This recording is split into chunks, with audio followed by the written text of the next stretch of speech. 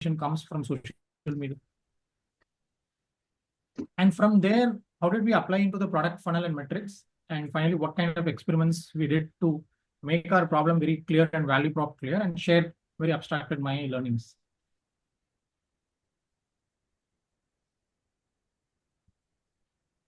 So context here to start with is, it's a digital vehicle buying platform that allows customers to book their vehicles online. So this is where I kind of entered into with a team of designers and 10 to 15 developers, a small lean startup team, you can say.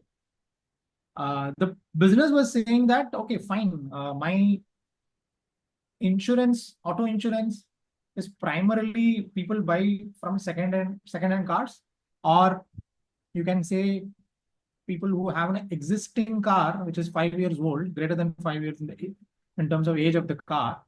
People tend to buy the insurance online. But if it is a new car which you are buying in the distributor end, people don't buy insurance online. Obviously, there is a lot of constraint in the mind of the customer, right? That the dealer is bundling the product, number one. And then if there is any problem to my new car, I can go back to the nearest dealer in my neighborhood.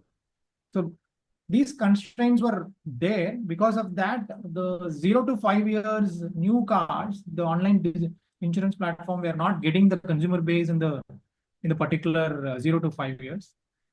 And the value of the insurance is very high in the first 5 years, because the asset gets depreciated, and because of that, your value of average insurance value is also less after 5 years.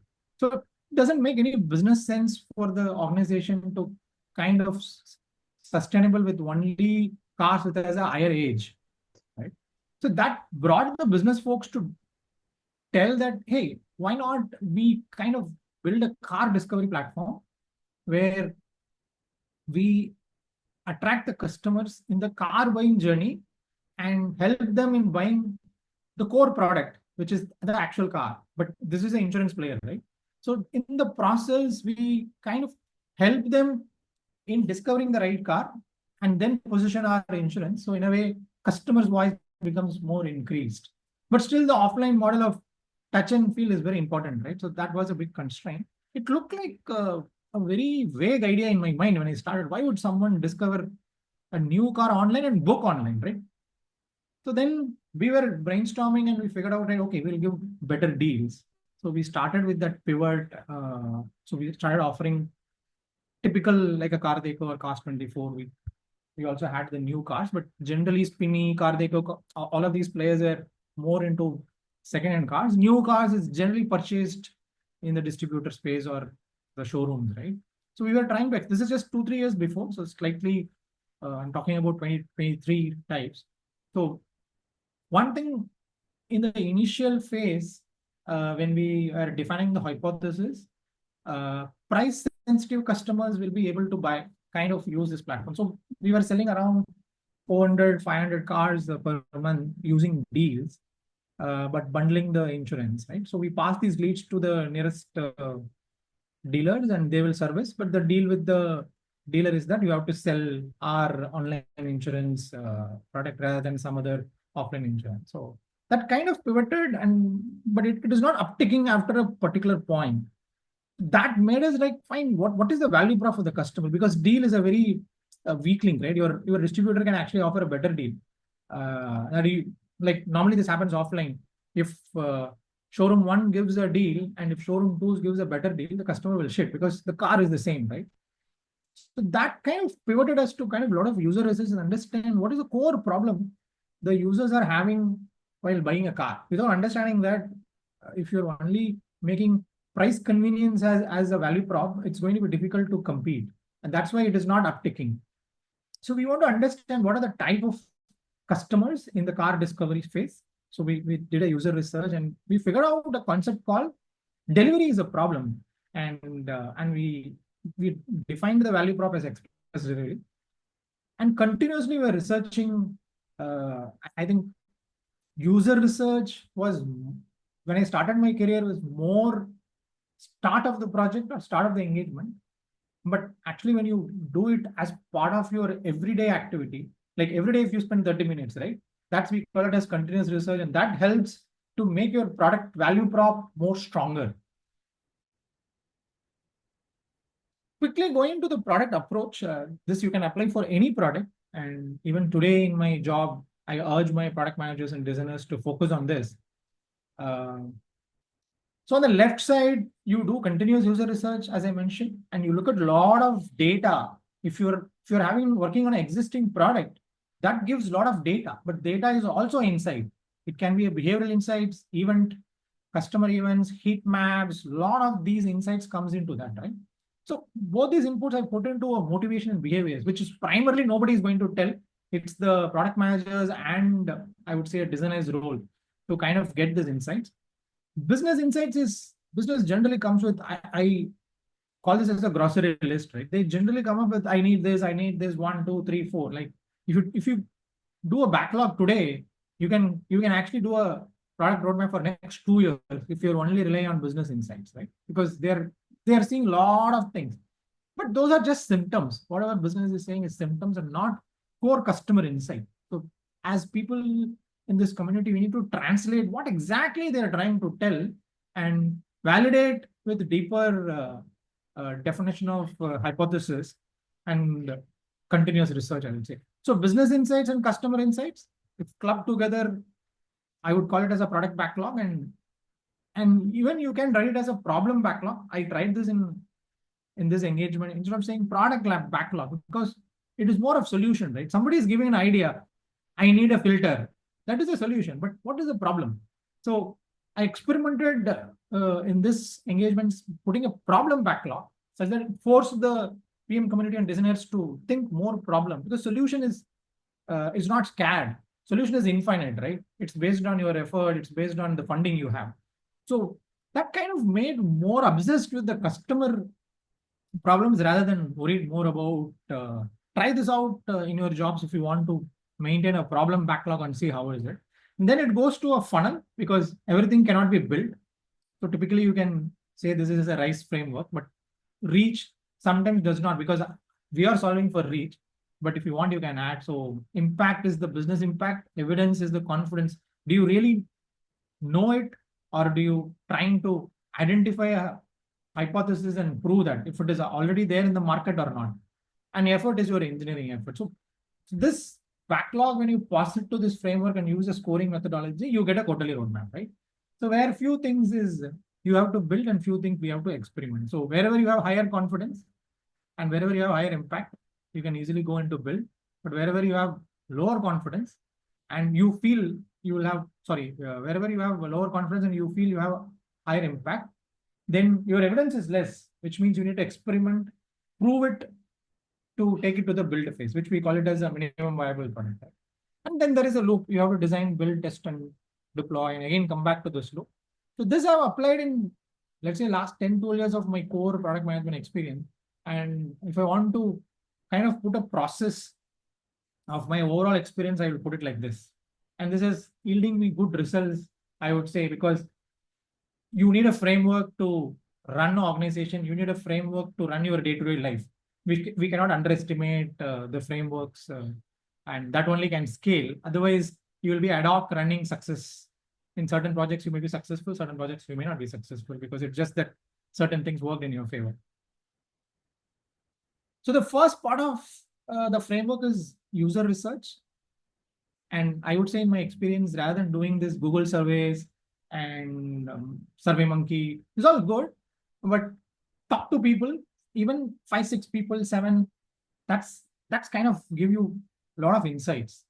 And in-depth 30 minutes observational studies, or nowadays like technology has evolved, Zoom, if you have an opportunity to meet in person, that's absolutely great. Some bit of geographical diversification, because if you're building a product for our country, it is very diverse. South India behaves differently, East India behaves differently, and each state behaves differently. So it's always better to have a diverse set of users. So we kind of did a 1-month survey along with my UX team. So this is more of in-depth. The second part is the social listening. The frustrated users are always there online talking about the experiences, right? So you can get, that's a very easiest way to understand what they're talking. So typically we found out, as I said, the core problem we need to understand what is the customers are feeling when they are kind of discovering the new car they want to buy. So we came up with 5 archetypes of consumers. The one is researchers who is very obsessed about which car to buy. Let's say in the market there are 50 cars. The first persona will end up even test driving 30 cars. Let's say. So that's one segment we figured out. The second is an upgrader who is already having a car, may not be a first-time car buyer, would have done a lot of research previously, but this is an upgrader, like let's say moving from a petrol diesel car to EV, new age car. So these people are looking to upgrade their cars and fit into their lifestyle. The third persona we identified is a value seeker who kinds of still confused. Should I go for a pre-owned car or a new car? He's trying to see the value. And even in the new cars, let's say a Tiago or a Altroz or a Punch, like how do I like the mid-segment cars? There's so many cars here, right? And he's also trying to compare this with features. A typical Indian value seeker is this persona. Now the fourth and fifth, right? The fourth guy is very clear. He's kind of shortlisted few cars, but he's looking for the best deals and offers in the market. So we felt, okay, this is a persona we should target because some bit of offline discovery is already done. So let's focus this guy and kind of use our existing value prop, which is offering the best deals. And the fifth persona, the sure buyer. So that's the one we found, discovered in our user research. There's somebody who's already shortlisted a car, very similar to the fourth persona, bargain hunter. But here, this persona wants the car faster, meaning delivery faster. Because generally, when I was building this 2 years before, right, there is this Chinese semiconductor issues we had. And because of that, people, and even today, for multiple reasons, right, the most famous cars takes times to get delivered, 3 months, 6 months, right? What we figured out is customers once finalize the car, and if they say 10,000, 5,000 booking at advance, and if you say come back after 3 or 4 months, they end up looking at other advertisements in the newspapers, in the TV, YouTube, and it kind of disturbs their decisions they have already made. And that's what majority of the customers is saying, like, hey, I put a lot of my time and energy to shortlist the car, but they're making me to wait. And that gratification of getting into a dream car is delayed. So typically, delayed gratification is a frustration, right? So this is a core insight, which we felt that, okay, fine. And if we kind of collate the inventories in a particular city, let's say if you're in Chennai and if you are living in a multiple place, let's say in Tinagar, you will go to a nearby distributors, but you will never go to, let's say, Chengalpattu or nearby Tamram, right, or Red Hills, right? You may have a distributor who will have the same specifications of the car, but you don't know, right? You are not able to discover. So we kind of understood this core pain, saying that in inventory, even multi-city, right? If the car is available in nearby city, right? Only thing is the registration if it is another state, but let's say if the car is in Kanchipuram or even in Trichy, right? If the user is okay to buy it faster, and if we give that opportunity to them like express delivery, like the car can be delivered in 5 days, 7 days, 15 days, right? So we built a model saying looking at the multiple data of dealers and started giving this value prop to the customer. This kind of hypothesis we wrote and we iterated on this and we figured out that fine, a deal is a hygiene and this value prop is the actual value prop which is making the customer to come to our platform and booking more. So slowly our 300 cars per month increased to 600, 700 and 1000. And I was saying like this is a typical persona. I just given a sample on how to write a persona. So once we know that this kind of value prop is there, and how do we further improve the experience of the customer? So we did this jobs to be done, right? What is the different phases the customer is having? First is the research phase, and then they have a reassurance phase in terms of, okay, this is the car I'm going to buy, and then go negotiate with the distributor. They end up booking that online or offline. Then post car is delivered or promised to deliver, they look for loan, insurance, after sales service.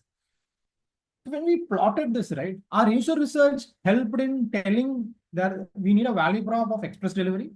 The faster you deliver the car, they end up booking the cars online, right? Still the offline test driving and all happened. We don't provide that. But holistically, if you plot the customer life cycle of buying the car to discovering the car to buying the car to maintaining the car, right? I think we'll have furthermore influence in the customer life cycle, which what the distributor will do, which is as an online platform we miss. So in each of the space, what are the jobs the customer is going through in his mind, right? Comparing, reading, deep diving of cost of ownership, what is the maintenance they want, they are comparing EV versus petrol, what is the battery life, what is my cost of ownership after 3 years. So sharing and discussing with my family, peering, they're doing a lot of jobs. It's getting more stressful, right? With more information in each of the spaces. And what are the current means of getting the job done? And what are the alternatives? Right? This is the jobs to be done framework, which you can use for any products you are doing. So when we applied this, right, what we figured out is we have a core value prop found via deeper in-depth interviews. But when you go deeper into understanding each touch point of the user, you can add the inner and outer experience, I call it. There is a core value prop, which is the nucleus of why the user is coming to your platform. But beyond that, how do we create that stickiness? Because otherwise, you cannot retain the user. It becomes a very fragmented experience, right?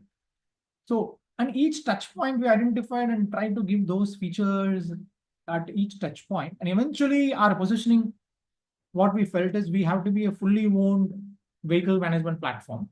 And that's where our vision moved. So this is the social listening we did, and I'm not going deeper into that. Like we divided it into 3 parts, like pre-booking, what are the customers are talking in the internet. During the phase of booking and cancellation, what are the user talking, and post-booking. And we kind of collated this and our user research and kind of arrived at the jobs to be done, right? And before going to the execution part, so this is the problem space. We have our core value props, core problem statements, kind of arrive. But if you look at, right, eventually the old product vision kind of made us to go in the direction of wholly owned platform. And that kind came from deeper research and jobs to be done. So the power of design in terms of not only visual designs and user flows, but generating insights. I think that's going to be another important skill set for future product managers, and with again with the advent of ChatGPT and AI, the person who is going to generate a better insight compared to other these tools is going to differentiate. Because I think today wireframes and even very good designs are done by AI. So in this age, who is going to kind of go deeper into human emotions and identify, right? Otherwise, we would never identify a value prop of express delivery through boardroom discussions for sure. So I'll leave away the thought for the first part of this case study, and I'll move into the second part, which is also very core, where you need to have so many backlogs. So you need to prioritize and go into a sprint, because a lot of your hypothesis, some things may be very adopted by the customer, but a lot of things may not be adopted. I mean, nearly if you do 10 design sprints, 50% success, or even lesser than. The success is always lesser in terms of identifying your right hypothesis. So this is a very classic prioritization matrix I use, where you plot the impact, high impact, low impact in the y-axis, and evidence, which is, do you have evidence in terms of, okay, my competition is doing this, customers are loving it. So that is evidence. But when you don't have evidence, right, where through your user research also, you're not getting that evidence, your business guys are saying, oh no, this does not work. But somewhere you feel there is a gut feel for you, right? Like, okay, this may work. Right? So those are the areas where you need to kind of experiment it. And that's where when the express delivery, we are getting some bit of evidence that delivery is important, but we are not very sure because nobody has tried it in the market. So that makes it low evidence. Your user research may find that insight, but if nobody has done in the market, it's still a new idea, right? So those kind of new ideas, I would call it as low evidence, but you are getting a feeling that it is high impact. So whatever you're seeing in the right side of the quadrant, you have to experiment it. Whichever has a low impact, low evidence, don't even build. Just pause it. Low impact, high evidence, you park it in the backlog. Whatever is high evidence and high impact, go build immediately. You don't need to do any user research there. So from the prioritization, take the ideas and do a proper design sprint. So what we tried is, because we had a very lean team, so it's constrained in terms of number of developers and designers and product managers. So we had a 7-day, 6-day typical design sprints where you start a idea and then quickly on day 2 you do the wireframes, quickly get the feedback from other teams. If possible, get it from the customers also. Day 4, you build a medium fidelity, show it to some of the customers and build it as a high fidelity prototype and sign off from the product team and make it ready for development. Again, in certain engagements which I've worked or certain products which I've built, this takes longer. But the more time you take, we get confused. This is what I tell to my teams day in, day out, right? When my design team comes and asks me, give me 2 more weeks, we will crack this. I think I am not a strong believer in that because the more time you get, you end up confusing yourself, analysis paralysis. I think 5 days, 6 days, 7 days, whatever you're discovering, go for it, build a prototype. If possible, go for the kill, launch it, fail it, and learn it. I mean, though it looks a very stereotype, fail fast and learn fast, but I would advocate for that, right? Like otherwise, we are very deeper, like so much information and so much deep diving is utter waste of time, is what I would say, because you are not kind of putting that in front of the user and wasting your time, is what I would say. So this project is not that I liked it, but it is that the customer has given us less time, so it kind of forced us to do this very faster, and fortunately, and that gave a lot of better results compared to where I've spent more time in doing sprints. So I'm not going detail into how the execution part happened. That is more for the engineering team. So in the interest of time and for today's discussion, I'll pick one experiment, what we did and how we defined this. There is a hypothesis we wrote. And let's say the number of people who are not logging into our portal because we have revealed the price beforehand. So one hypothesis came from one of the product person and the designer is, right, can we hide the pricing we do, right? And it is a risk. So basically, if you hide the price, people can drop off. Our organic leads can drop off, right? So, but we thought, okay, let's do a A/B testing here and not reveal price to 100% of the customers. Let's reveal to 50% and 50% with not revealing, right? This kind of the bounce rate on the high converting pages might increase is the risk we thought. But so we took the A/B test approach, control and variant. So the organic leads created from the variant group is greater than control, which means we accept or reject the hypothesis, right? So that's how we are able to move a lot of people into from the top of the funnel to middle of the funnel. So this is one experiment we ran. It's just an example. In this whole project, we ran multiple experiments. That's why I call this case study as an experimentation, because time was constrained. We have to run fast and deliver results. So through this, a lot of these experiments, the number of bookings increased by 250%, right? That's massive. I would say, right? Like and if I reflect back, right, why does that increase by 250%? Is because I did not mention this North Star in the beginning of our overall engagement, right?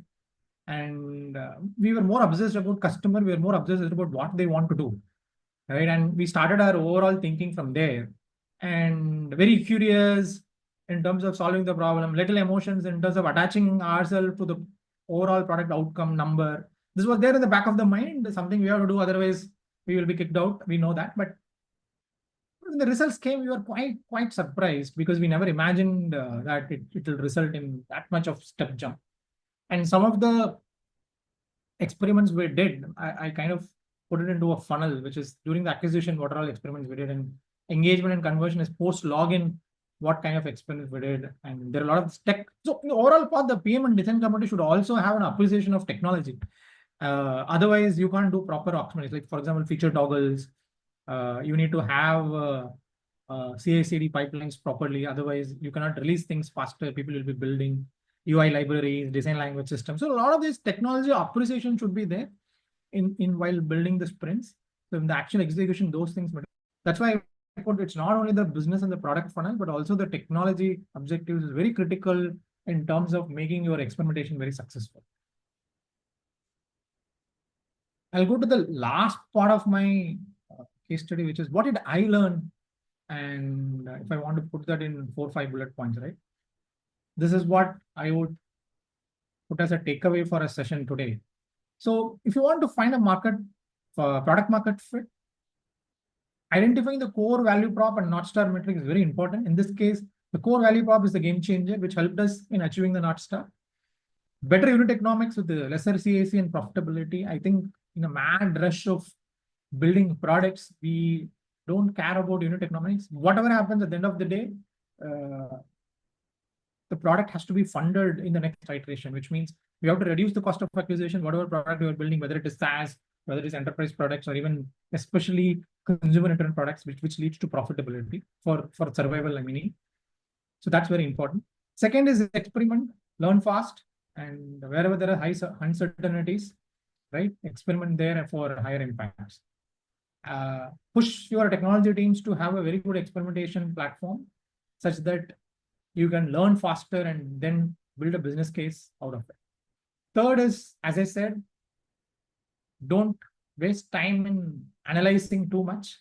Do a thin slicing. There's this concept called vertical slicing I've learned in ThoughtWorks.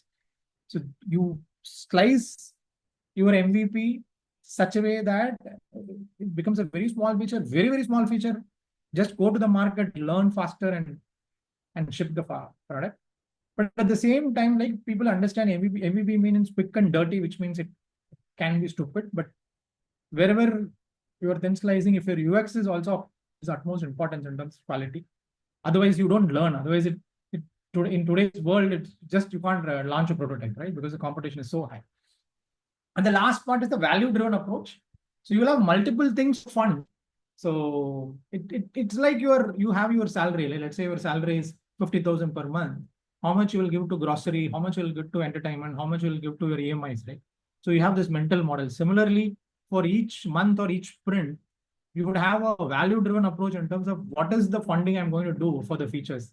That's very important in this overall engagement for us to pick the right features and prioritize ruthlessly. Because see, what happens generally is you launch something and suddenly you see, oh, okay, fine, many people are, the bounce rate has come down, or I've seen this, but those are all vanity metrics. Do the customer love the product or not is very important, right? So you need to avoid falling into a trap of achieving these vanity metrics and rather understand each iteration, do customers really love your product?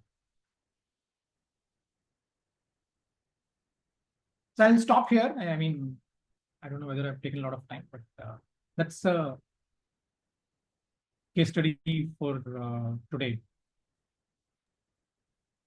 Yeah, thank you, Ramani. So that is one awesome presentation, I would say. And in fact, it's a masterclass, which you tried to put in just 30, 40 minutes. That's an amazing one. I'm sure a lot of people benefited, and I benefited. I learned a lot, certainly. Thank you for sharing that case study. And guys, now we are opening up for a Q&A, so question and answer. So in case if you have any questions, you can type it or just you can ask actually. So we are going to spend about another 10 minutes in Q&A. So please go ahead, whatever questions you have. Hey, hi, this is Imran here. Okay. So, while working on this UX forum, I learned a lot of designers provided me input that most of the organizations are not adding very much focus on research part. Okay, most of the time it might be come up from product guys that hey, we need something like whatever glossary list you talked about. From business side, they just give input that we need this button color, this position, and that is a purpose. We want to go live quickly. Okay. In that case, it's such kind of research and whatever case study you shown, it is in-depth understanding of a user pain points. Okay, that is very much important for any UX study. Look like this seems missing somewhere, or that is still have a very much value for business guys, mostly for Indian-based companies. If I understand your question, is user research very important in every product? Is that what you're trying to ask? Yes, I feel that, but most of the business folks are not giving that much value or importance to that part. Reason being it time consuming, and the new folks from UX design and product they don't have much time to add overall research and all, right? And sometimes it is might be misused by UX guys to take more time to do something because of research. It's taking time. So how to deal with this situation? I mean, you are actually very right. User research is a very bad topic in a boardroom, I would say, because generally people think that I know it, right? And this happens in our families also, right? If I go and tell to elderly people in your family, let's say a grandfather or let's say parents, right? They know it. They have lived their life. So if you take that analogy, I would always say that it's very difficult to get a funding for it. So what I did in throughout my career is I play that role, right? Like hands-on, you Yeah, go. that's true. It is not a part of ROI. We can. Yes, yes, it's not part of ROI. When people like Nanda may, if they become the sponsors, they will surely do it, or people can do it. But in a typical world, that's a constraint. I agree with that. But that's where I talked about continuous research, right? If you say user research during the start of the engagement or during the start of your business, and it becomes very waterfall, right? Because you're doing that and then you are not iterating. So instead of seeing user research as a step in your overall product life cycle, it is part of your day-to-day activities, which the developers can do, the even the project managers can do, the designers can do, and the PMs can. That way, it kinds of de-risk the ROI thing. But large Mhm. companies, people who appreciate design, those companies have a dedicated people, especially somebody was doing the intro, they were talking about psychology as their majors, right? So, I mean, they have a lot of opportunities and kind of pivoting it and add more value here, I would say. But it's not an easy thing. And there's a lot of confirmation bias. True. So the challenge here is not only funding, because I already know why are you wasting time here. But that's the point. Who is Mm. actually going deeper in understanding that will have an edge over the people who are not doing it. I mean, Steve Jobs, I would say, one of a greater researcher, right? But we don't call them as a user research guy. But he had this calligraphy in his mind in the younger days. The way he has designed the product is because user research is not doing interviews. User research is more about understanding the core pain of the customer through day-to-day observations. In another example, in Satyam Cinemas, right, I never talked to customers. I just stood outside the cinema hall and trying to understand what they are doing. In typical retail physical products, you have that advantage of just observing the customers and writing down notes. You will come up with a lot of insights which you can apply into digital products. So if the products you are selling or you're managing, Imran, is if it is more physical nature, actually you don't even talk to users. You can just observe. Yeah, true. So overall behavior and all those things are coming to the picture. However, this is not my personal opinion, but most of the folks from UX industry, they while they are studying UX, right, they learn all those things and they want to apply these practices in actual case study or whatever work they are doing.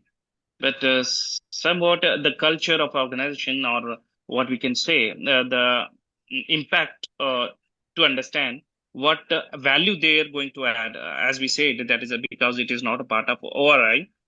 This is not majorly focused. So just I want to introduce such kind of a organizational culture or awareness that user research and the initial analysis and user understanding is equally important for any product to create a base ground. Okay, and most of the folks from UX side also very much interested to apply this. Okay, so that is something very interesting to learn that how can we apply or how can we convince our cultural lead or the stakeholders to understand the importance of all those initial stage UX research. Makes sense. Yeah. Thanks for your time. And please go ahead. Yeah. Someone, Nanda, I think someone was Okay. raising their hand. Yes. So Priya, the side, Ramani. So I just somehow agree with Imran about this because I saw that agile UX you showed me like 1 week. It took 1 week to complete the whole thing. But so agile UX sometimes sometimes you always have that hypothesis research thing. So how did we like when I used to do that? I literally completely didn't agree with the team, whole team, and it took yes, that decision paralysis you told me about, it was you told us about, is literally right because when we did agile UX, then if I didn't agree about that because I was also working as a graphic designer at that time. And then it took us more 2 weeks to agree on that. So is it like I thought of that agile you shouldn't be implemented at that time because that decision paralysis was the main kind of pillar it used to vandalize the whole agile UX thing. So I thought of that agile UX has that UX research into hypothesis more of not researching well. So is it that is it like I didn't wanted to recommend that agile UX should be implemented at every of the in every of the company at every of the step.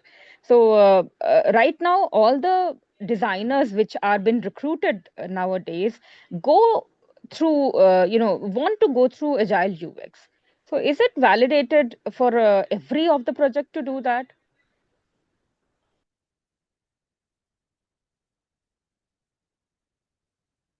You mean agile UX? I mean, I talked about design sprints. When you say agile UX, can you help me?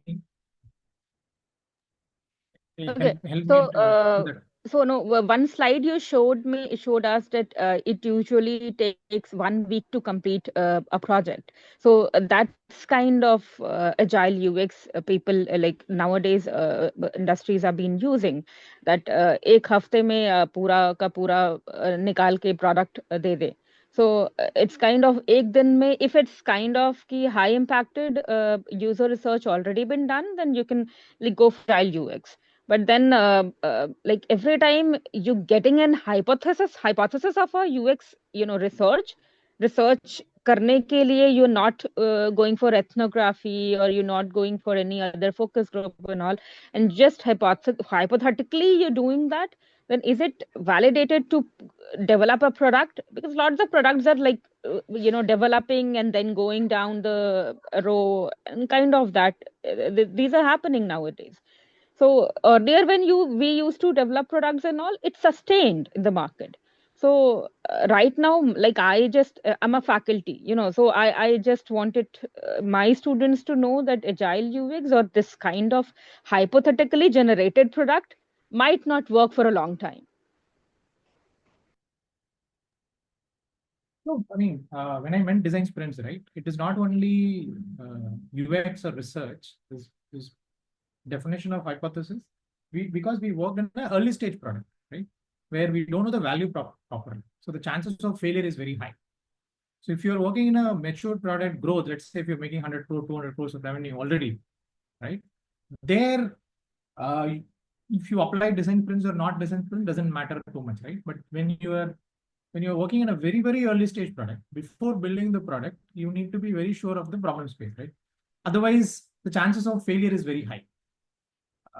I think there is a famous quote, right? 99% of product startups fail. There's only 1% is successful. Yes. In my view, how do we increase that 1% to 5%? How do we increase that 5% to 10%, right? And what are the practices which can help us to increase the success of early stage products? And because my experience is more into early stage and mid and growth stage products, right? I always felt that we end up building something what we think is right. So validating those hypotheses quickly instead of going to development directly is what is the lesson I learned. So it depends on to answer your question simply, it depends on the stage of the product you are building, and it depends on the funding you have, and it depends on the confidence you have on the value prop you have. If that is very high, then you can go and build it. If you don't have, then it is better to kind of spend some time in kind of validating it in an early stage and then kind of build it. That's the whole learning, I would say. Ramani, I think Okay, I a get lot of it. questions are Okay. related to the how do you make sure people appreciate the insights and they're not just stakeholders are just interested in just jumping into design delivery. In fact, one more Yeah, question yeah, related to bang that. on, Nanda. Yeah, go ahead. This is the thing. This is the bang on. This is the thing I Yeah, wanted to tell. yeah. So How do you Anita position? has mentioned this question, right? How do you position research-backed insights as essential, not optional?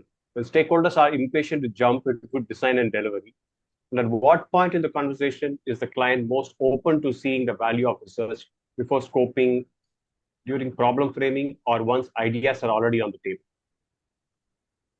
I think this is a very practical question which everyone faces.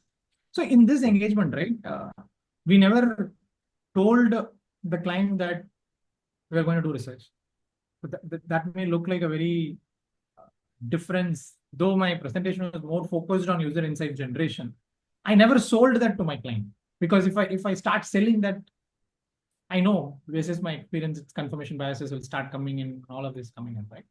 So we always start engagement saying we need 3 to 4 weeks in the early stage for discovery, and after that there is a sprint plan, right? 15 days each sprint, and it kind of goes.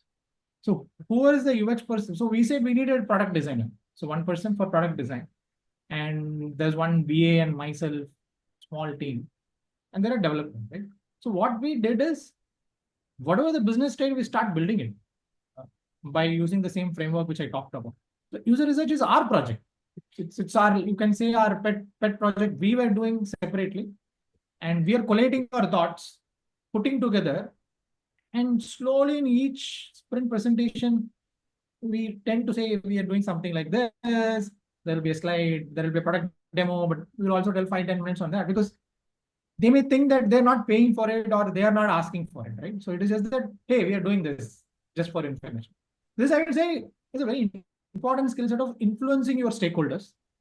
So if you go and ask, they'll say no, for sure. So we never asked it. Let's do it. So number one lesson is that. Number two is you will have opportunity. You have to identify in this whole ecosystem of stakeholders. There will be 1%, 2% in the senior level who understand this.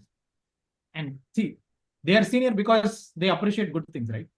So we have to accept that. I mean, it's not all people at the top are just grown by numbers. They also done a lot of this work, right? So for example, me, right? I'm a great appreciator of research and design, user experience. So you need to identify that person.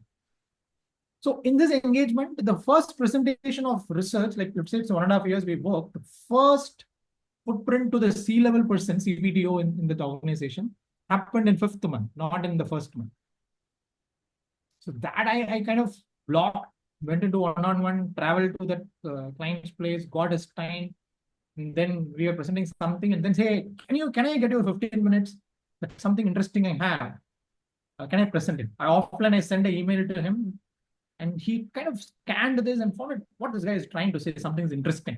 So he responded and gave me a time. Then I presented this, and he said, okay, fine. He asked his team, like we are consulting from ThoughtWorks, his team said, why we are not doing this?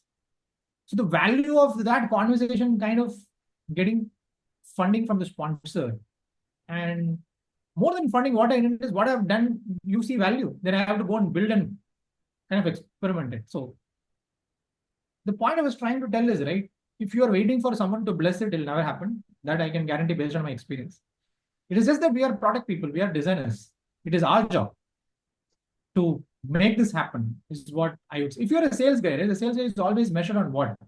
The exact number revenue it brings, nothing else.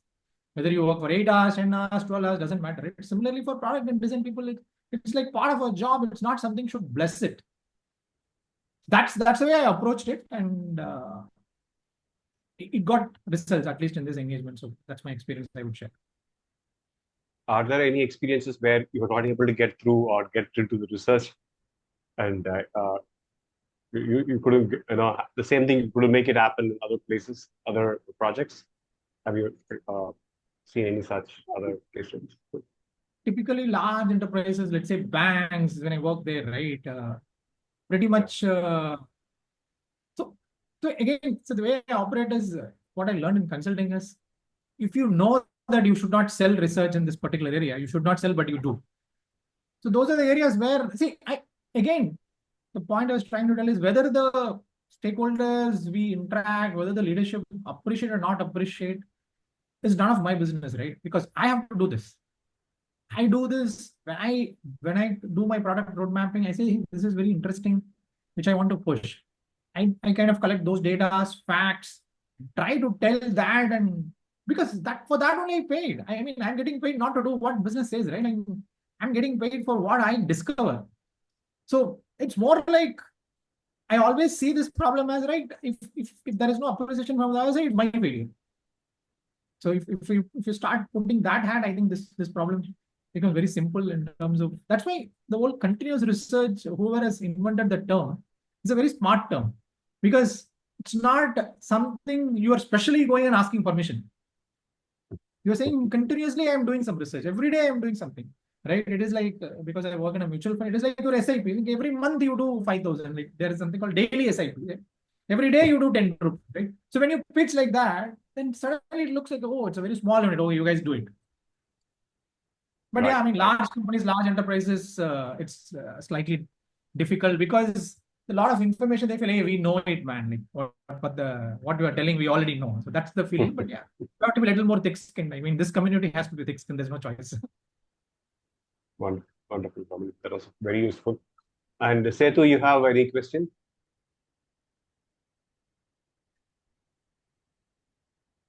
Anybody else has any other questions? Yeah, Setu, unmute and then, yeah, if you want to ask anything. Okay, I just session. So like him, even I have worked in different industries. No, I have worked in marketing and sales for 8 years. So every time what I wanted to have is I want to learn more. So I'm not in the same industry. You know, many people say that you have to choose an industry and be in that industry. I don't think that is the right way to go about it. I don't know whether that works to product management. So that is what I was looking into. You know, you are into different industries. So that is very, that is very interesting. So I have worked in media industry, education, legal services, very diverse kind of industries, like, and gifting industry, that also premium gifting industry. So that is how I want to be. Every industry will have some extra things to, have.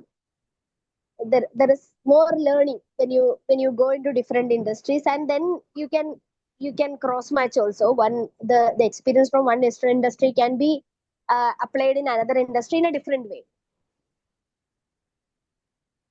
Yeah, Setu, yeah, sorry, Nanda.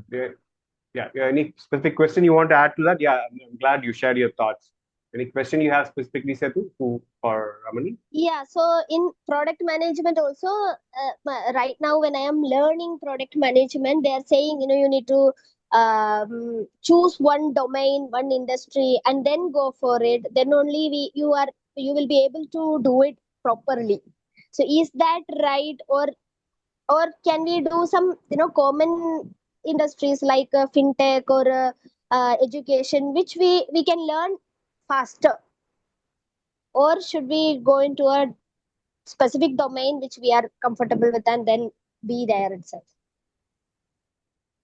This I would say, I mean, this is how the industry operates. What you're saying is how the industry operates. So we can't kind of help there. This is hiring managers' bias or hiring managers' laziness, you can say, right? Like, for example, if I'm working in a fintech, if I get a person who is from fintech, that person will do the job. What he or she understands my domain faster and does the job faster, right?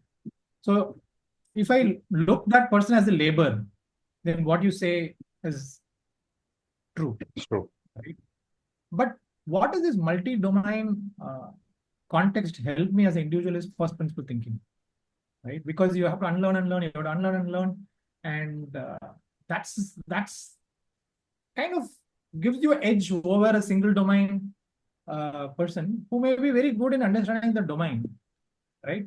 But the first principle, because the rate at which the industries are changing for the current industrialization or the digital revolution, right? You can always see that, like how let's take an example of Zomato.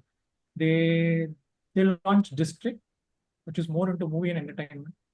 Now food ordering and food browser kind of they started, right? But they pivoted into District, right? And because if you apply first principle thinking, it is customer have time in hand. So I can either go for a dining, or I can go for a movie, or I can go for a, let's say, a stand-up comedy, right? That's coming because you are applying a first principle thinking here. So now suddenly a product person, a design person, problem statement changes from a food ordering, faster delivery to can I manage the free time of the customer providing solutions, right? So industries are going in the direction, and the way we are pivoting, right? For example, Zerodha, where in stockbroking and trading, right? They have a lot of these Veracity programs, learning and development. So should I take learning and development as a financial literacy as a different domain? So domain agnostic in my will help your career in the long term to go into leadership, because once you reach leadership, right, the domain skills is not going to help. It's just that your understanding of the problem space, how market is evolving faster. So first principle thinking is very important. But yeah, I mean, why this is? Because hiring managers will find it easy. Okay, if somebody is from my own industry, I can hire, my job is done faster, right? But in my teams, I tend to hire from different domains also, because they bring that value which my competition will not have. So it's a chicken and egg problem. That is why I switch industries, because I get to learn something else which I which was very different from what I was doing. So that is why I always switch industries, but the industry is not working that day. That is one downside. It has its own downside. I mean, there's no doubt in it. Yeah. But typically, when you work in consulting, the same company gives it opportunity, and because they will ask you to do the jobs in. Well, that's why I had the longest stay in ThoughtWorks is I don't need to switch companies, right? I had that advantage. But yeah, I mean, this is a typical problem everyone will face. But it is our call. It is an individual's call whether you are interested. Few people don't get excited moving domains. So I mean, if they are happy, they should follow it. I mean, there's no right and wrong answer for this. But I like to be a multi-domain, multidisciplinary person, and that made me a better person for my persona. Yeah. So I haven't seen such people so much. So I could relate to you. Like from different domains. Everyone is saying you should select one domain, any one domain you have already worked, and then you specialize in that. That is how it works. So that's Jobs a challenge, are there. it seems like. I know, see, because you are correlating your interest with the job, whatever the Ikigai principles, right? What do they pay for, and what do you love? Typical Ikigai diagram, right? So when you apply that, sometimes it stuck. But what I felt is, as I said I don't know my destination, right? If I'm not sure of my destination, things will happen. You start enjoying, right? So that way, makes the career path very interesting. If you know in the next 5 years I want to become this, 10 years I want to become this, that's the pressure which is making it okay. I have to select single domain. So all these questions comes because even I am not like that. I go by instinct. Whatever comes, and what is the better opportunity that is coming to me. So this is an opportunity to learn that industry, that thing. So that is interesting for me. Amazing, Setu. Makes sense. Thanks, Ramani. Really, that was a wonderful question, and then I'm sure a lot of people were able to relate to that. So why you should go wide, and where some people want to go deep, some people want to go wide. So this skill set of product management with a wider skill set really helps grow in various, building expertise in various fields as well. So it's not necessarily you have to go deep. Also, you can go wider, and it all depends upon what your interests are and what value you want to bring in, what you're passionate about as well. At the end of it, actually, you should be able to create difference and then, bring that passion, not working just to, of course, people who like to work 9 to 6 job is different. But the thing is, if you're passionate about it, you don't really feel like, working itself. So you create a lot of great products is what I believe. So, and are there anyone else have any questions? Otherwise, we will wind up. I think Ramani spent a lot of time.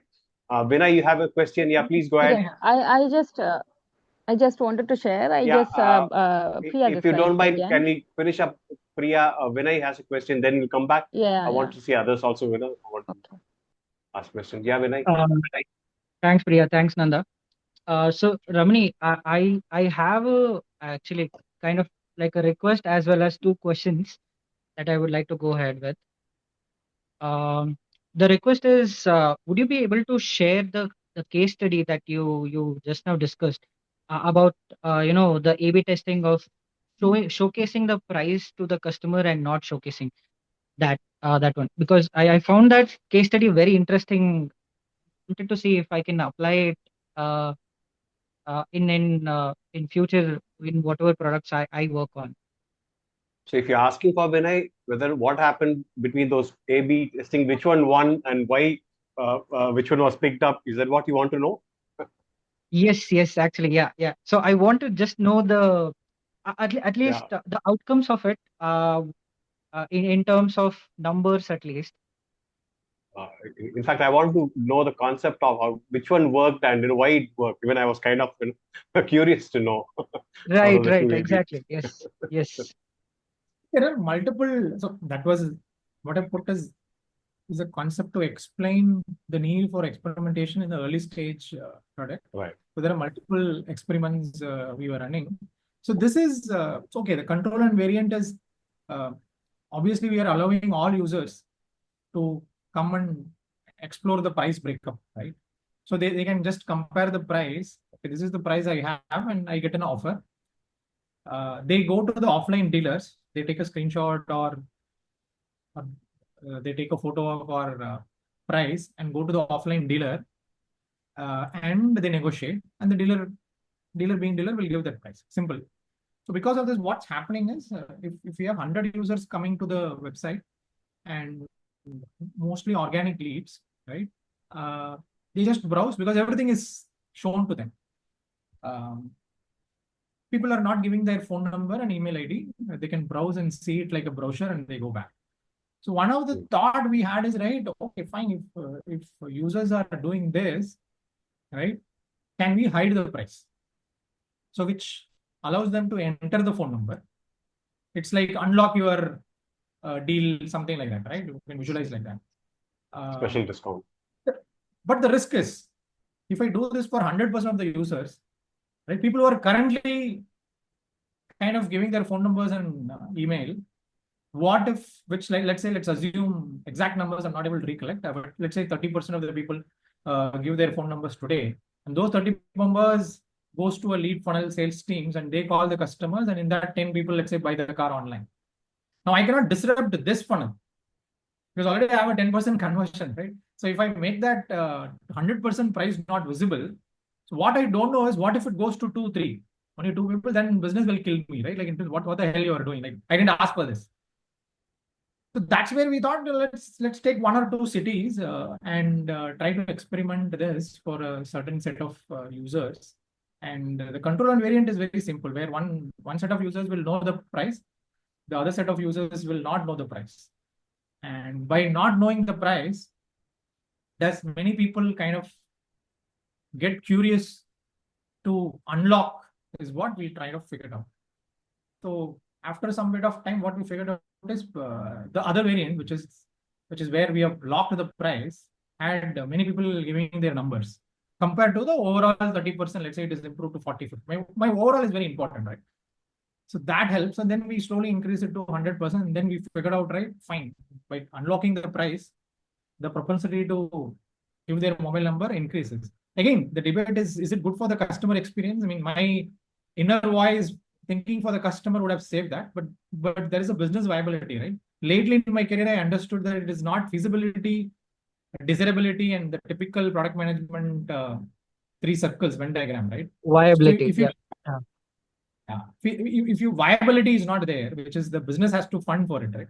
Then there's no point, no point in talking about desirability, because that very late, let's say second half of my career, I understood, right? If you want to direct a movie, you need a producer, right? Similarly, that viability is very, very important. So now this is making us more viable, which means my overall conversion has increased from 10% to, let's say, whatever, 250%, which is 25% if I increase overall conversion. That is increasing revenue, right? So that is the experiment. And for each channel, like for example, paid campaigns, can you have a different variant? Let's say for organic, can you have a different variant? Paid, we are already spending so much money on that on each customer basis. So a lot of these channel-based experiments also you can do. Does that help? Got it. Yes, You yes, had a Ravi. second question as well, right? Right. So Right. this comes from my years of learning and what I heard while you were discussing the case study. So all these years, my mentors, my seniors have all told me, right, that throughout the journey of a product, right, the product vision has to stay the same. Uh, but while you were explaining about the case study, right, you mentioned that uh, after you got some customer perspective, right, uh, you changed or you evolved the product vision. I just wanted to uh, know if is it okay to always keep evolving the product vision, or is it good to always have a stable fixed product vision? See, again, coming back, right? It's actually the parent company is a auto insurance, health insurance company, right? And they are pivoting into car, which is not their core business, right?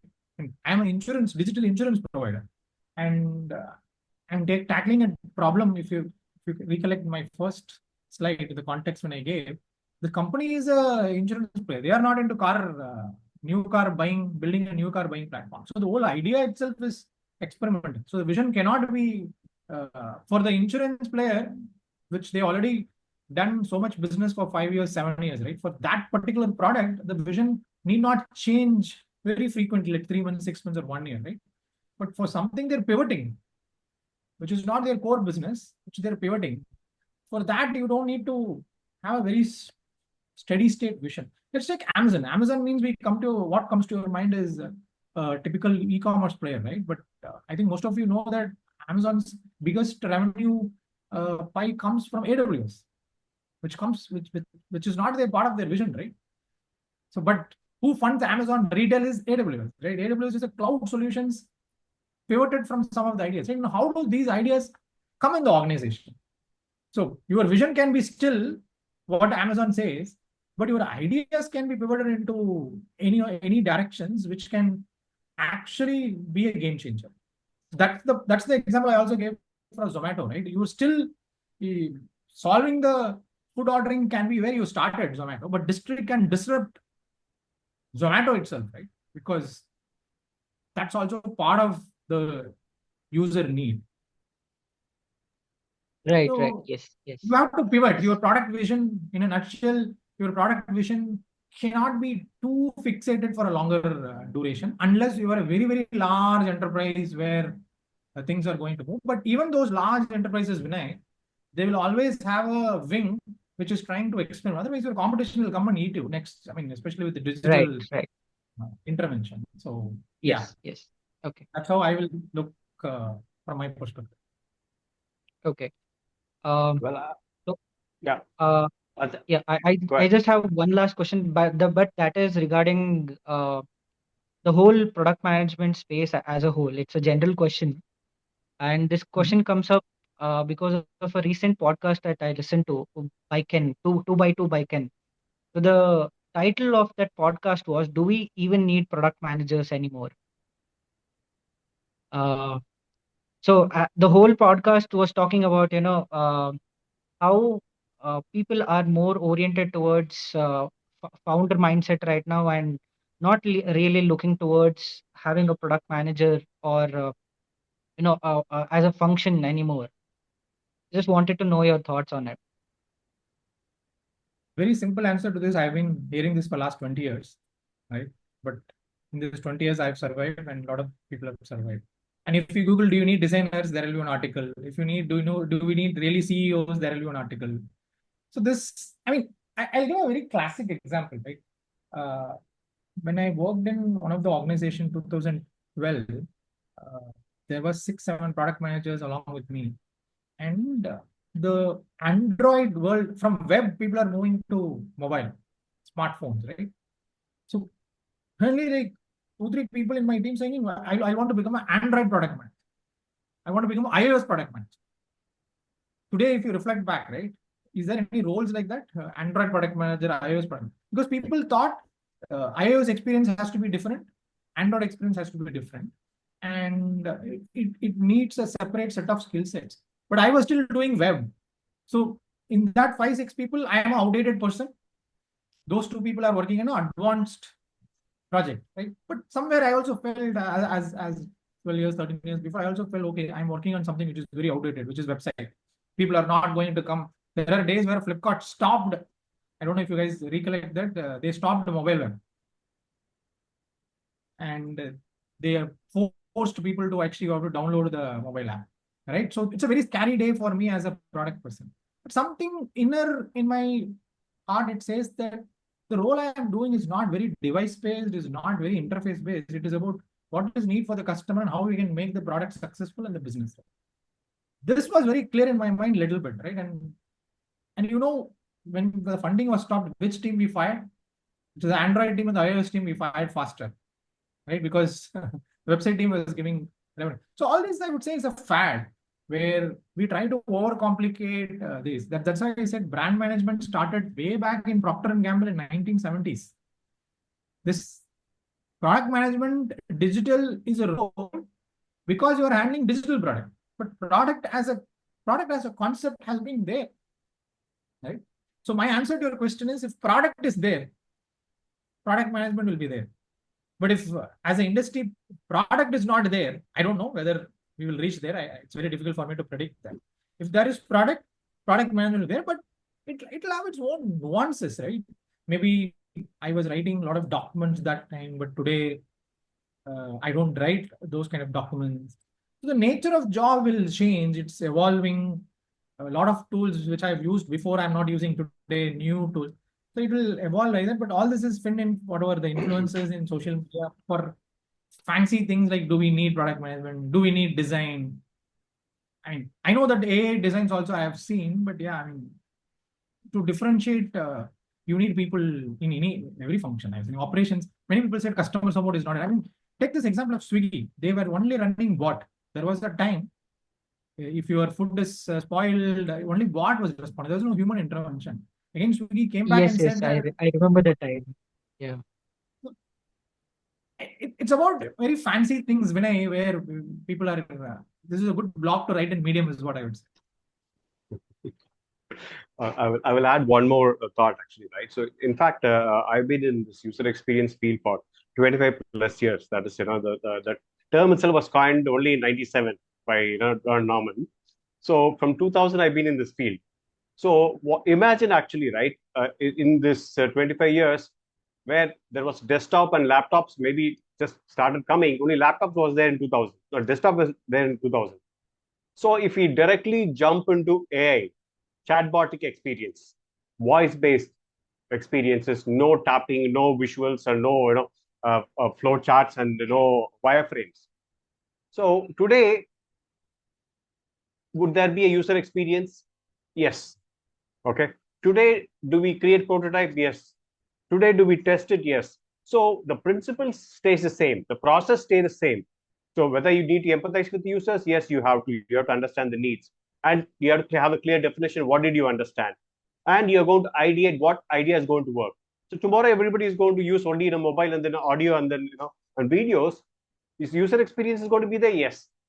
So if whether it is going to be user experience guy who's going to upskill himself and become a product manager or product head, and he has to apply the same principles and whatever hypotheses what Ramani was saying.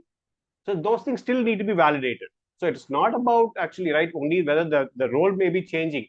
maybe same UX designer may be doing multiple jobs, or a project manager may be doing a product manager's job. So the thing is that the roles may overlap, or you may extend, and then you may do multiple roles you may play. But going through those processes, that's going to be still required.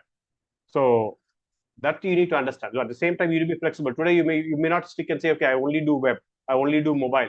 Tomorrow, we may have to do a VR. Tomorrow, next year, do a AR. So are you willing to learn new things also, and then see how it can be extended end to end of customer experience, whether you're focusing or not? So you need to come out of your comfort zone and not stick to say, hey, I only do this. You have to keep learning as well to be relevant. So that's one thing I want to add. Ramani, you want to add anything related to that? I think complete. I mean, Nanda, you've been in the industry more than me. So all this is, see, I mean, as a career path, right? I mean, these are very distracting when I keep on countering the social media, because so much information overload, which is of no use, is what I figured out. So a lot of these podcasts is a good content to hear, but I think the better mentorship is to connect with the real people. Having one, I think in this information distracted world, it's always better to have one mentor who is actually working in the real world, right? And follow one or two people will be better, is what I personally feel. Otherwise, we are reading a lot of information, and that information is giving us a lot of insights, but that insights does not lead to anywhere.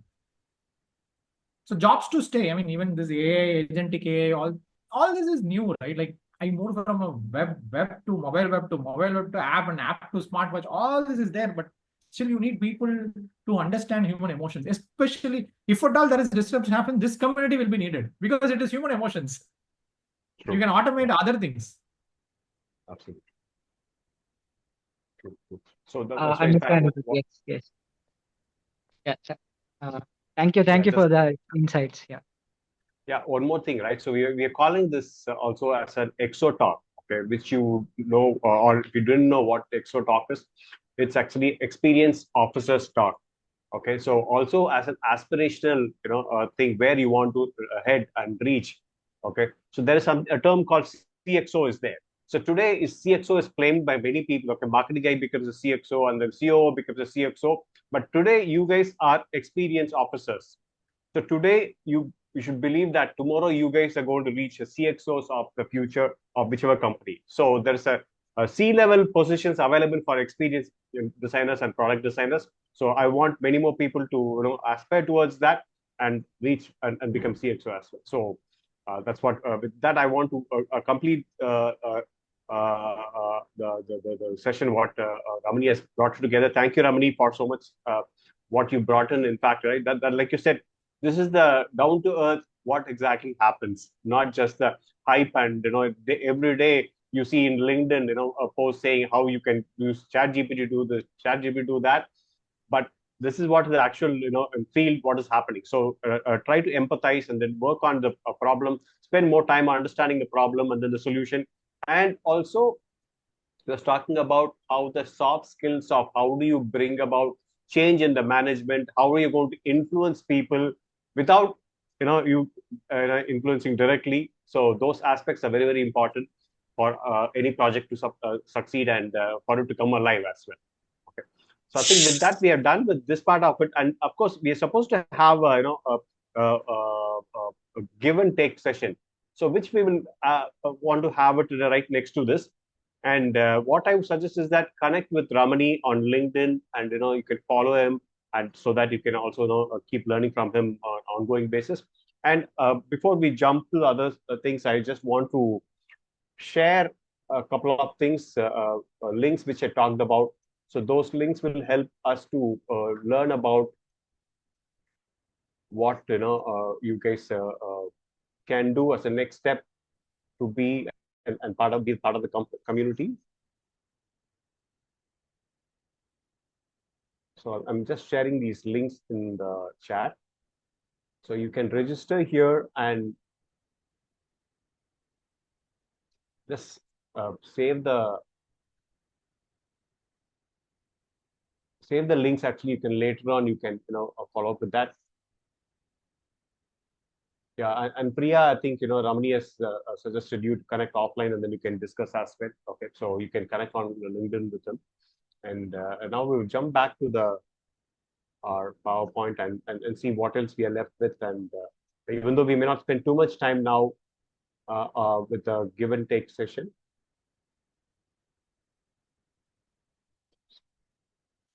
So you see the screen. Yeah. And once again, thank you, Ramani, for your time. Really, we appreciate it. And in fact, we are thinking about in future whether we can bring you again, where you can specifically, take additional session in terms of, how do you prepare yourself for a job or the resume, or what do you look for the portfolios. So we'd love to have you and review and share your thoughts as well, so that the people who are in the growth path, becoming a product manager or UX manager, they can certainly want your insights, Ramani. So future will bring you again. That'll be Thanks great. a lot. It's a great privilege, Nanda, to connect with this community, and it's been a great pleasure and nice to be part of this.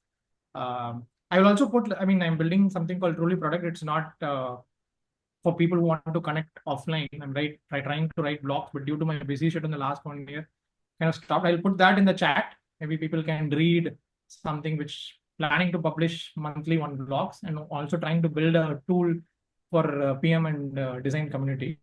But it's in a very early stage, but I'll just put that people can, currently it is not 100% complete. I'll take my time so people can follow there for any of my writings and readings. And even this case study, I think Vinay was asking, few of things is published there, so people can download there, such that it need not be individually needs to be sent to people. So I'll just put that, and maybe I'll drop off Nanda. Absolutely, that's fine. And in fact, we'll be saving this session and we'll be uploading it in LinkedIn and YouTube soon. Also, you can go through this session what we had today, today's meeting as well. You guys can review and get back. Yeah, thank you, Ramani. Appreciate that. Yeah, whichever way. Yeah, in fact, whatever product you're building, so you can bring over here, and then you can experiment, and then you can share and take our wherever we can be part of it, we'll be glad to be yourself, Ramani. Yeah. So I'll just put that there. Please. Maybe people can come and read about trying to do that for the community initiatives. Started this last year, but not able to fully focus. But your invite and people, the questions is motivating me to kind of again go back and do this. But yeah, I'll try my best.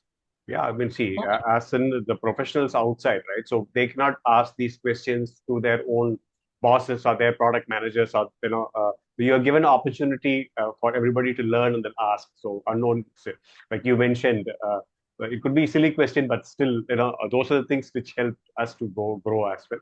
I appreciate your time, Ramani. Thank you so much. Thanks a lot, folks. It's been great. Thank you. Bye. Thank you. Bye-bye.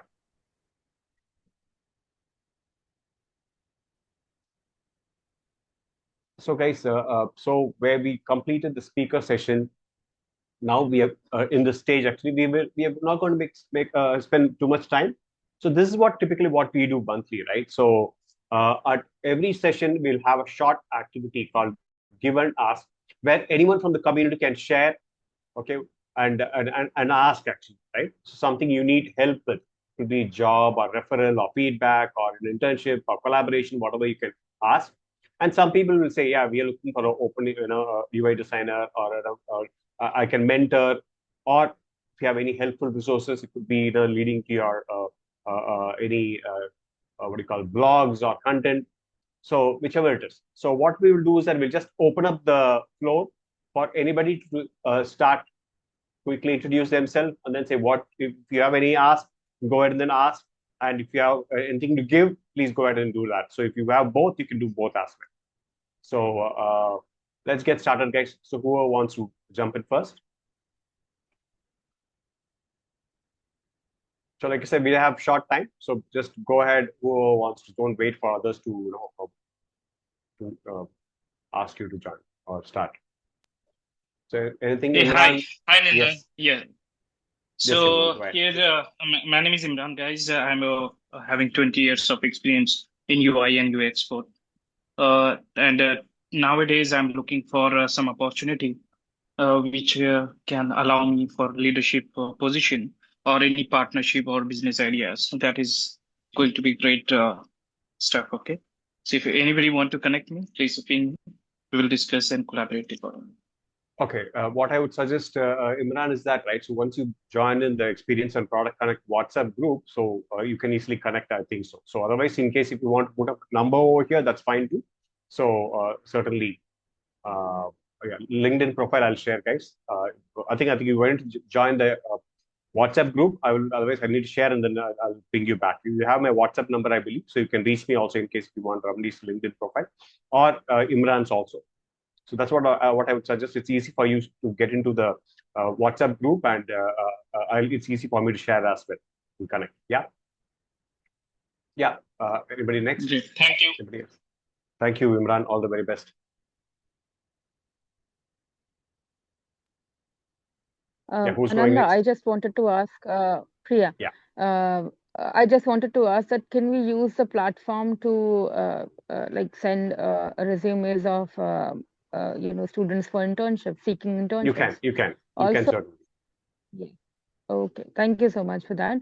Also, since I'm doing my like PhD work, so I need few of the companies to get for the that UX research thing. What we do usually research the first half of the PhD work, the course outline.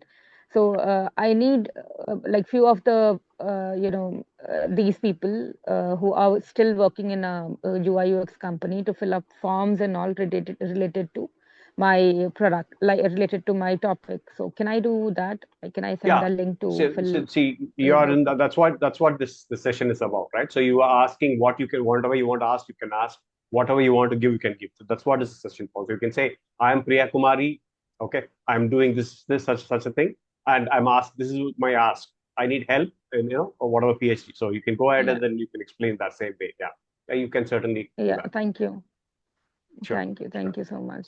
Welcome. Yeah, Ajay. Anything? Anybody else?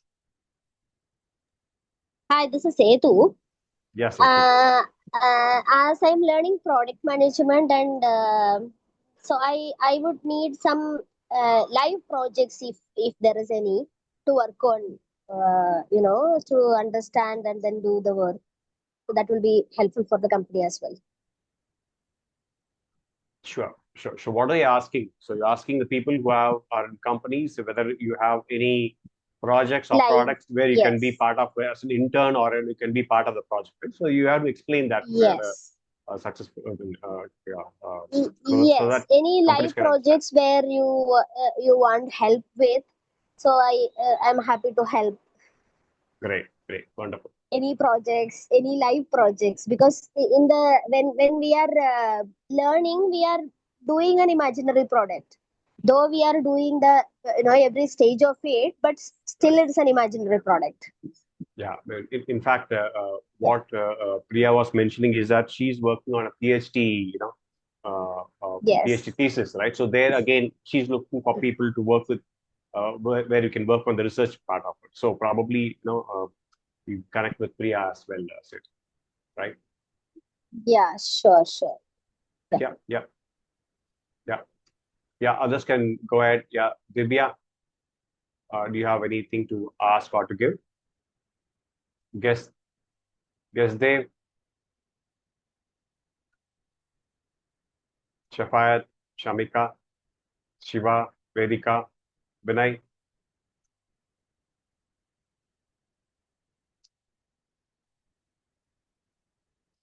So I'm just sharing feedback form for the session. Okay. Note this down and then you can share the feedback as well next.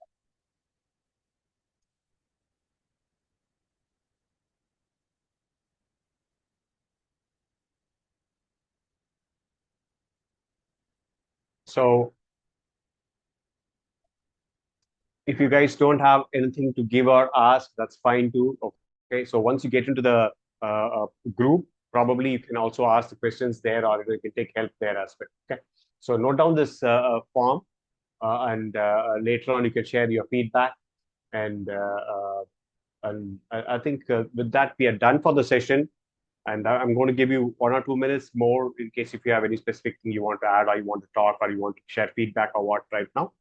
Otherwise, next month also, so month after month, we're planning to have this kind of session where we want to bring the leadership roles in product management and experience management and share their thoughts. And also, we want to connect not only for learning also. Apart from that, we want to give and take also, so that you will know what challenges others have, as well as are looking for new opportunities and opening as well.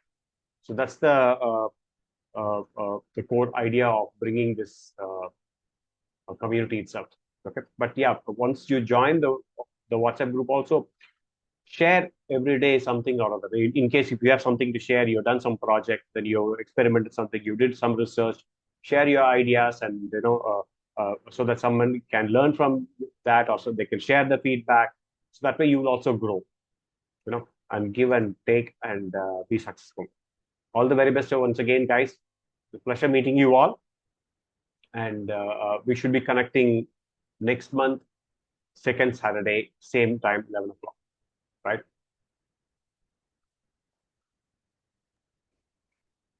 Thanks a lot, Nanda. Absolutely. Thanks a lot. Thank you. Yeah. Bye-bye. Okay. Bye, everyone. All the best. Have a nice weekend, guys. Thanks Nanda, a lot. I This just is a have a very nice question. session. Absolutely, Setu. Thank you. Yeah, somebody has something. Yeah. Nanda, can I have the last question? I was just filling up the Go ahead. form. Go So ahead. you asked like what topic should we choose next time? So like if the topic is not in the in the whole the option, then where should we fill that? If the topic Because is others not are in not the written.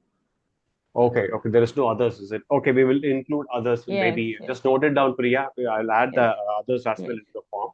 The reason is that we have Okay. kept broadly these. In fact, these questions and suggestions what you give, actually, I share it with the speakers as well. So that they go through that and then see what are the things, and they kind of add there Works. to their to the presentation. Yeah. Works. It's just like down the lane, down that question, like below that question, there's a question, a specific questions you have to ask about certain topics. So I can mention my topic for the future one, but it has to be like any of the topic I need to select in the above question. So that might not be necessary. Like the asterisk is over there. So if you could remove the asterisk so that like that question is not needed, because the below question has my topic been covered. Okay, I'll take a look at it. I'll look at your point. So Yeah, please. specifically what you have. Yeah, I'll take a look at it and if it works Thank you. out. Yeah, Thank you. sure. Yeah, got it. Okay, guys, have a nice weekend. We'll connect again next month on the same thing, or of course we can connect on the WhatsApp as well. Bye, everyone.